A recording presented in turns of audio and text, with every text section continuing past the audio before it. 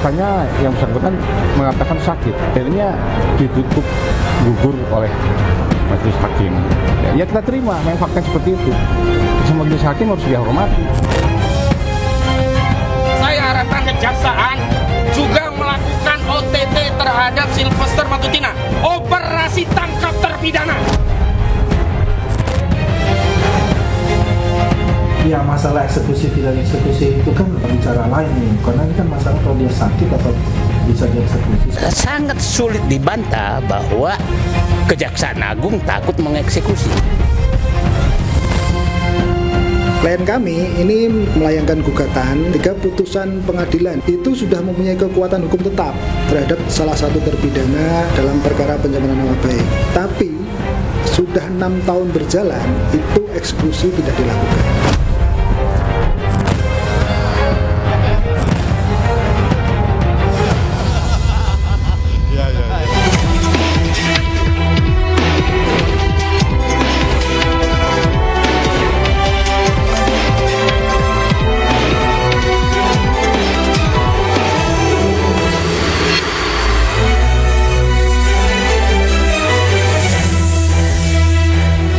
Terpidana Sylvester Matutina menemui jalan buntu setelah permohonan peninjauan kembali kasusnya digugurkan oleh majelis hakim.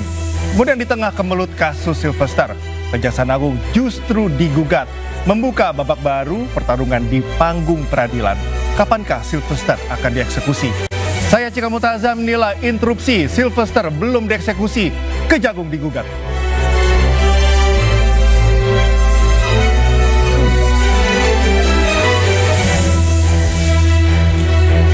Saya tidak sendiri malam ini untuk membahas dari topik ini. Bersama saya sudah ada 4 narasumber. Saya perkenalkan di sebelah kanan saya terlebih dahulu ada Bung Ade Darmawan selaku sahabat dari Sylvester Matutina. Apa kabar Bang Ade? Baik, sehat abangku. Sehat. Oke, selanjutnya ada Bung Lecumanan selaku wakil ketua Peradi Bersatu yang juga pengacara dari Sylvester Matutina. Siap. Selamat malam, Bung Lecu, apa kabar? Terima kasih, baik. Baik, alhamdulillah. Kita ke sebelah kiri saya ada Bung Heru Nugroho selaku advokat, selaku pihak yang menggugat Kejaksaan Agung. Selamat malam, Mas Heru. Selamat malam. Apa kabar? Baik. Baik, yang terakhir narasumber saya pada malam ini ada Bung Marcelus Edwin Hardian selaku Ketua Umum Aliansi Rakyat untuk Keadilan dan Kesejahteraan Indonesia atau ARUKI. Selamat malam, Bung Edwin, apa kabar? Selamat malam, Bang Cikal. Baik, alhamdulillah. Baik. Itulah tadi keempat narasumber kita pada malam hari ini dan kita langsung saja mulai pembahasan pada malam ini terkait dengan isu atau kasus yang menjerat dari Sylvester Matutina. Berbagai narasi mengemuka ke publik, tidak hanya secara langsung tetapi juga di berbagai platform termasuk media sosial. Dan terutama adalah terkait keberadaan dari Bang Sylvester ini kemana. Saya mau tanya ke sahabatnya Anda dulu ini, ke Bang Ade. Ya. Sakit apa sih beliau ini? Ya, jadi terakhir saya bersama beliau itu sama Bang Sil itu sekitar 2 hari yang lalu ya. Itu terakhir memang dia berbicara juga saya lihat masih kurang sehat ya. Oke. Itu kelanjutan waktu dia sudah selesai di Opnam, kemudian dia keluar sebentar, jumpa dengan saya, terus saya ngobrol. Itu pun gak lama, beberapa menit aja. Terus memang masih batuk-batuk dan masih kelihatan. Sampai 2 kali melewatkan persidangan PK ini. Itu kan menghilangkan hak hukumnya beliau juga ya, gitu. Jadi beda ya. Ditolak atau gugur ya. Kalau gugur itu sepengalaman saya itu bahwa pihak si pemohon itu tidak hadir karena dia bukan terdakwa yang sedang ada di dalam juruji besi, maka dia harus hadir sendiri. Nah, kemudian ada pertimbangan dari majelis bahwa mungkin pertimbangan majelis menolak itu bukan menolak menggugurkan itu karena tidak hadir 2 kali. Nah, itu memang syarat mutlak yang diatur oleh Mahkamah Agung bahwa 2 kali tidak datang itu dianggap dia gugur. Tetapi ya saya tidak tahu apakah akan diajukan kembali Oke. Atau seperti apa? Ini kan dikatakan oleh hakim bahwa suratnya juga nggak jelas, sakitnya juga nggak jelas. Ada tanggapan? Kalau menurut saya, memang secara aturan orang sakit kan nggak boleh hadir. Oke.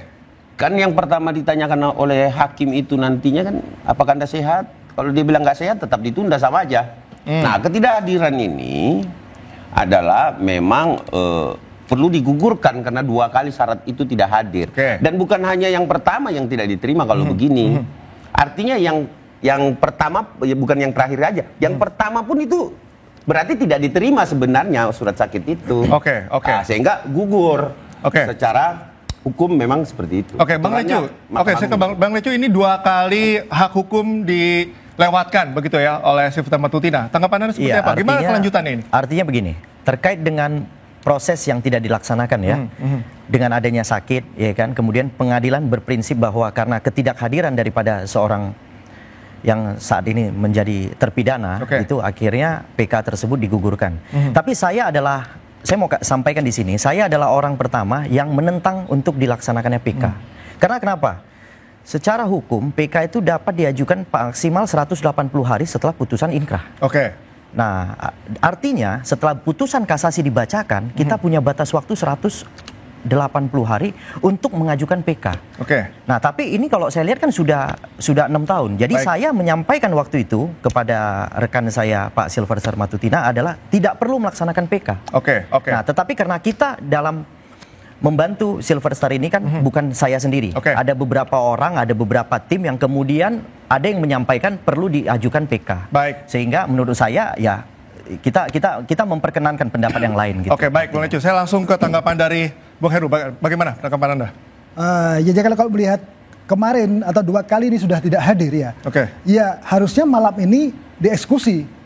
Gitu. Kenapa begitu? Kami ini menggugat, kami mewakili dari prinsipal kami, dari jauh-jauh dari Jember nih, Muhammad Udus Tamrin ya. Kami ini ada 2 alasan kami. Pertama nih, kami prihatin. Prihatin kenapa? Ada hukum yang tidak ditegakkan. Sementara yang wajib menegakkan ini adalah penegak hukum. Kalau penegak hukum kemudian tidak menegakkan hukum itu sendiri, bagaimana keadilan yang akan datang? Kedua, kami ada kekhawatiran. Kalau ini dibiarkan begitu saja, maka kemudian di kemudian hari ada Silverster lain yang memanfaatkan situasi seperti ini menjadi carut marut keadilan kita di hukum di Indonesia ini. Kalau selama ini kan Kejagung ini seperti melempar bola ke Kejari begitu ya. Anda memutuskan untuk menggugat Kejagung. Apa pertimbangan dasar Anda? Iya, selain 2 tadi itu, kami melihat tidak ada goodwill di sini. Tidak ada goodwill? Tidak ada goodwill. Kenapa? Ini udah 6 tahun.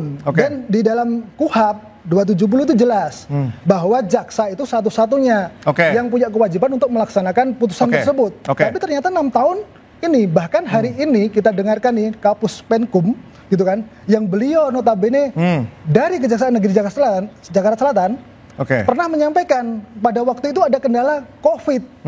Nah, coba kita lihat berita nih, Jaksa Agung di tahun 2020 itu berhasil menangkap 120 terpidana yang sudah buron. Artinya COVID bukan alasan. Jadi goodwill kejaksaan seperti apa? Kami menunggu itu. Makanya dalam gugatan ini kami pengen tahu. Dan hari ini terbukti kami kecewa. Kenapa? Jaksa Agung tidak hadir. Kejaksaan Agung. Saya ke Bung Erwin. Anda juga sudah melakukan gugatan ke Kejari ya, betul ya? Bagaimana waktu itu? Bisa Anda ceritakan prosesnya?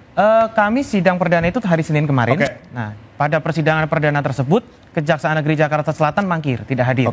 Karena kan biasanya dalam persidangan, kami kan sering juga pra-peradilan dengan aparat penegak hukum itu, biasanya mereka menyampaikan surat. Ya, menyampaikan surat, alasannya ya biasa surat kuasa belum, surat tugas belum. Nah, ini memang tidak ada pemberitahuan apapun. Makanya kenapa kami berstatement bahwa Kejaksaan Negeri Jakarta Selatan mangkir. Itu. Nah, sidang itu akan ditunda hari Senin depan.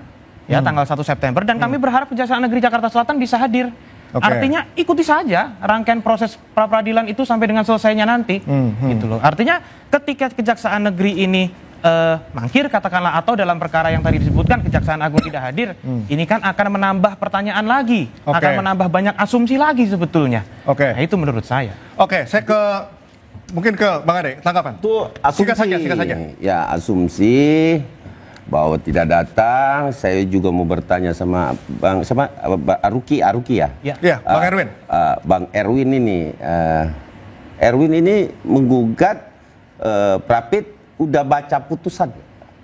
Sudah, saya sudah baca putusan kasasinya nomor 287. Bukan putusan kasasi, PN-nya? putusan PN-nya? Sudah, putusan Sudah. PN-nya Oke. sudah. Apa yang Anda Tunggu. dapatkan? Sebentar. Siapa yang pelapornya siapa? Saya Pelapornya tanya. siapa? Pelapornya adalah keluarga dari Bapak Yusuf Kala. kalau Oke, baca Pak di Yusuf situ. Kala sudah pernah diperiksa? Begini Bang, fokus dari Aruki mengajukan pra peradilan ini adalah bukan bicara lagi, mundur lagi tentang pokok perkara pidananya, bukan. Yang kami gugat ini adalah terkait belum dieksekusinya. Sylvester iya. Matutina. Nah, sekarang baca putusan bagus-bagus. Baca putusannya. Haruki baca. Ya. Ya kan? Di dalam putusan itu ada dua hal. Bisa dilaksanakan eksekusi. Oke. Bila dia bersifat eksekutorial. Ya. Oke. Kalau dia bersifat eksekutorial itu bisa. Tetapi kalau dia tidak bersifat eksekutorial, Dia itu tidak bisa dieksekusi. Sudah baca belum? Ya, Makanya saya tanya, udah baca belum? Ya itu kan putusan PN. Dan Iya, 310 311 kita tahu nih delik aduan absolut kan? Iya. Berarti siapa yang merasa korban harus dia yang diperiksa kan? Iya, artinya begini. Masalah putusan PN, putusan Bukan. itu Penyimpangan artinya hukum ini sudah penyimpangan ada hukum. putusan Oke, agama. oke. Kita masih menarik terkait dengan laporan dari pihak juga kepada Kejari dan juga Kejagung. Bapak-bapak, kita akan lanjutkan nanti usai jeda kita akan lanjut ini semakin menarik. Pemirsa tetaplah bersama kami di Interupsi.